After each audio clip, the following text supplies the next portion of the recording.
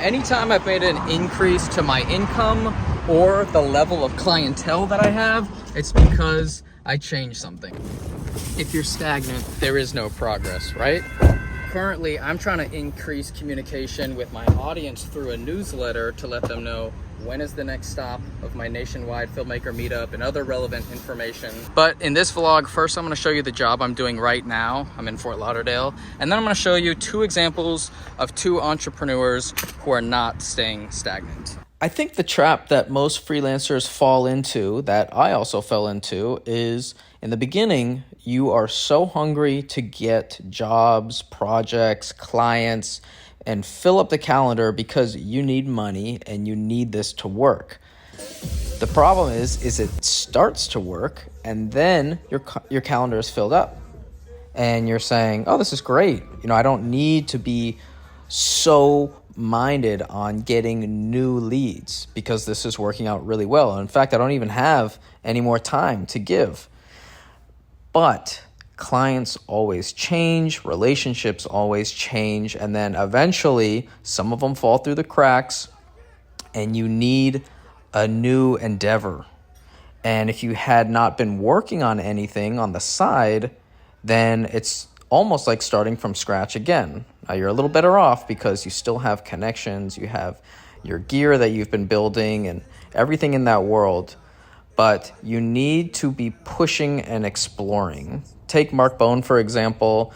This is kind of a coincidence, but I was watching his vlog on the way back, and he's someone who has made a massive impact on his own life by creating the art of documentary. And if you're in there, you know who Kim is. She's the behind-the-scenes person, and she just happened to interrupt me watching that video saying, we're ready to send out your affiliate payment. So if you've heard me talk about it before, I made almost $6,000 with them by being an affiliate member. And that is something that was off to the side of my normal freelancing duties. Now you've also seen Tristan. He's helped me in a lot of corporate work, a lot of the random things that I get. We both have BRZs and long hair and we skate. But he has been securing this new client. I'm not sure what I can show, can't show. But if you're into 1990s JDM like I am, this was like walking into a candy shop. It was so cool. The purpose of him bringing me here is he said, I am starting to lock down exactly what we will be doing for this YouTube channel. The owner of the shop approached him and basically said, we want to give a full YouTube effort. We just need the guy who can pull this all together. So I just came in as, I can throw some ideas at the wall, see what everybody's thinking. But this is his project, and this was the meeting where he was with a bunch of videographers, with the shop owner, and they were saying, we could go this direction creatively, we could fill up the calendar like this, we could move all these different pieces around, and it's really cool because he started this by offering some free video, and I'm just watching it unfold. Someone who is exploring, and I think that is so important.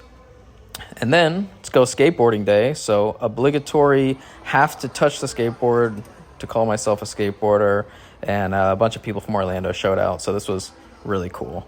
Some really, really good skating, by the way.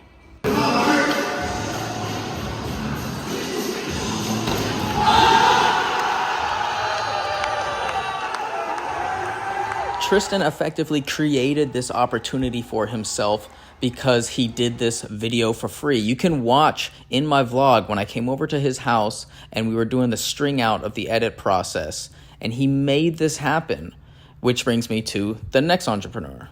My girlfriend has been helping me PA for my retainer client, but she's wanting to have her own entity, her own thing. So she is trying to become a mobile nail tech, and this is week 1. She's getting all of her gear, all of these investment costs, which are scary when you don't have any money coming in, but you are spending a bunch. This ring light is really cool. It's honestly very soft, shines soft light from every angle. It's pretty nice product. I could see that being a nice work lamp when I'm at home tinkering on gear.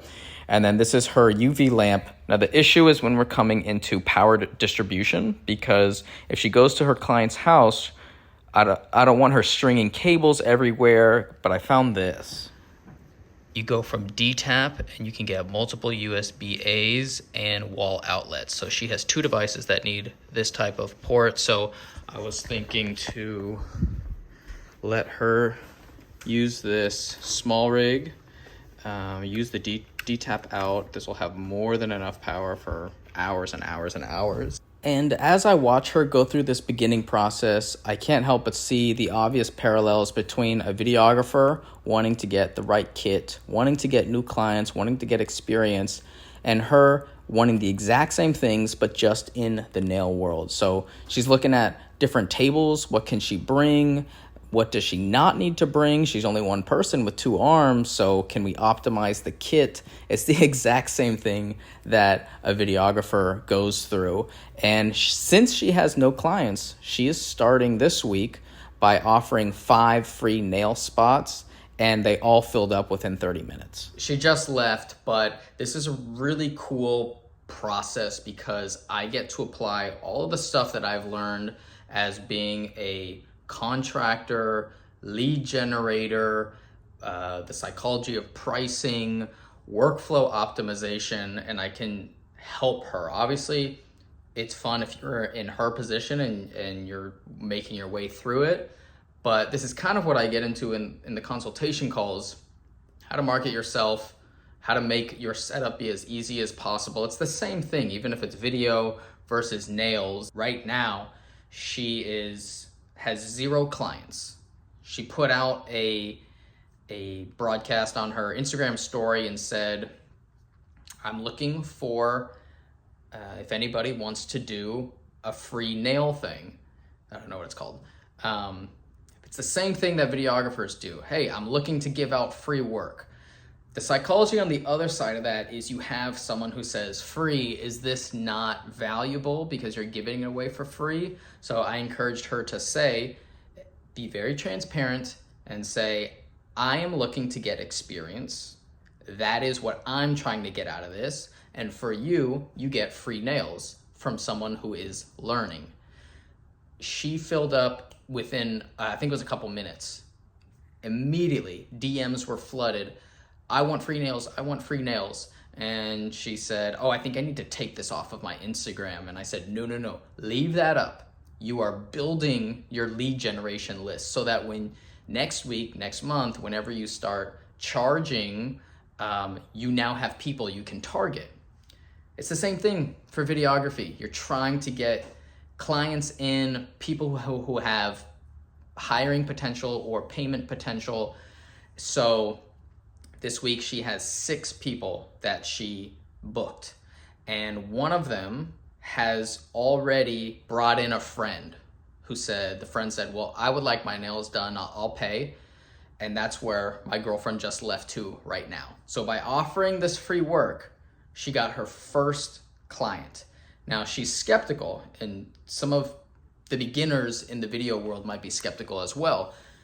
I don't feel comfortable charging yet because I can't guarantee that it's a good product. So I told her, why don't you just say there is no expectation of payment. If you'd like to leave a tip, please do so. But that way you don't have a guarantee that the work will need to be flawless.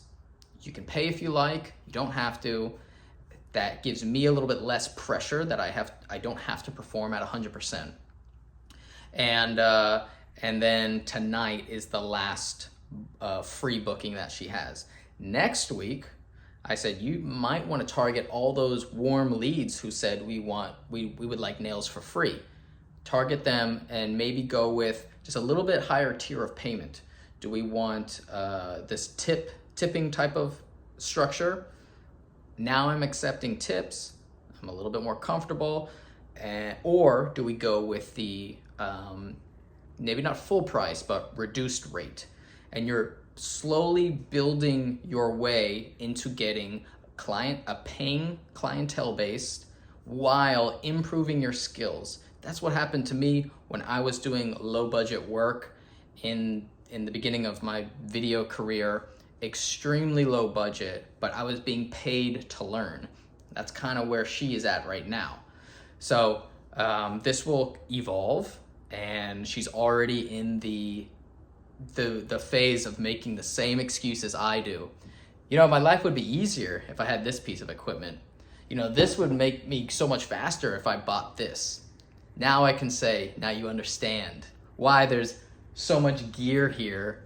It's because I'm trying to get the best workflow. So since I don't have any personal endeavors that I am pushing right now, I'm gravitating towards people who are doing their own thing.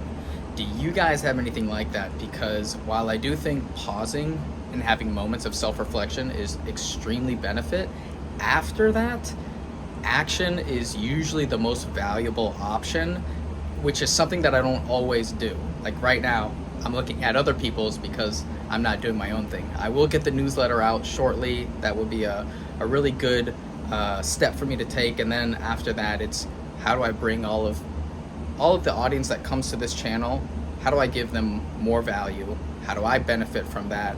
So if you guys have something that you're pushing, exploring, please let me know in the comments. Obviously, I like seeing other people extend. And if you don't like me, boy, do I have a treat for you. You get to watch me get punched in the face. So that is David Zellner. He was the main character from my documentary a couple years ago, and he invites me over to train at his house and just get some light sparring in. I am a fan of fighting. I just want to get better, and every time I do a session, it helps. So I fake the level change, go up top, and I'm just trying to be very varied in what I show. But, you know, different styles. This guy hits me quite a few times. And then I go with this guy who's my size, about my height, about my weight. And we get into a clinch. So I want to take him down, but I need to fake this overhead thing so that I can get to his leg just like that and then dump him. It's so fun when you get to like mentally play a puzzle. So got hit twice there, and it's just instantly learning and reactions. He wasn't looking. Again, take him down, go into top control. It really helps when you get to work with different people who have different tendencies, different instincts. Next week, I'll come back with more footage.